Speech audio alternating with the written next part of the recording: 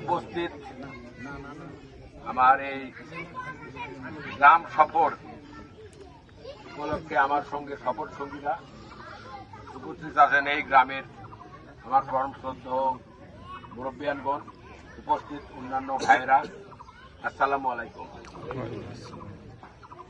আসলে ওইখানে একটা গল্প বলে আসলাম, এইখানে আর একটি গল্প বলি। আমি মুক্তিযুদ্ধ করেছি এই আত্রাই রানীনগর অঞ্চলে, তখন যৌবন।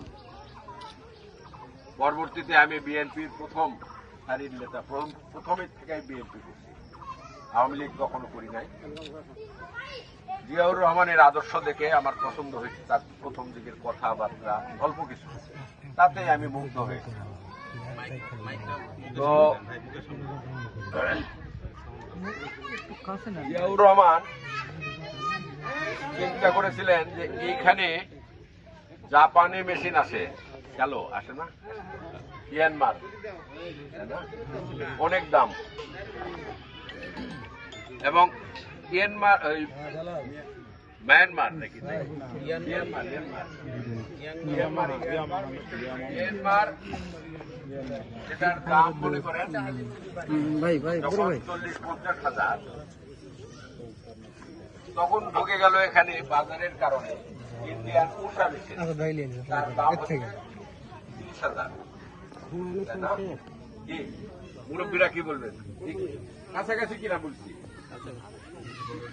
হ্যাঁ আর একটু কম নাকি? না, প্রথম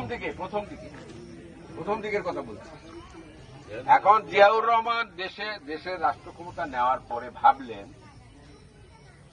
যে এই যে মেশিন মায়ানমার তারপরে মিয়ানমার আর উষা, এগুলা তো দাম বেশি, চায়না যায়, চায়না কিরকম থেকে চায়না যে দেখা যাচ্ছে একই ক্যাপাসিটির একই মেশিনের দাম মনে করেন 15,000 আমাদের দেশে পড়ছে। তখন ওই চায়নার কাছে বললেন আপনারা মেশিন দেন, মেশিন দিলে পানি সিঁচা হবে, হাল বওয়া যাবে। জিয়াউর রহমান তখন চিন্তা করছেন দুটা। আজকে সেই মেশিনে বাংলাদেশে মনে করেন ট্রাকও চলে, এমন এমন ভুটভুটি বানানো আছে, আমি মাঝে মাঝে রাস্তায় দেখে আশ্চর্য হই। ট্রাকে 5 টন মাল নেই, 5 টন। আর এই শ্যালো মেশিন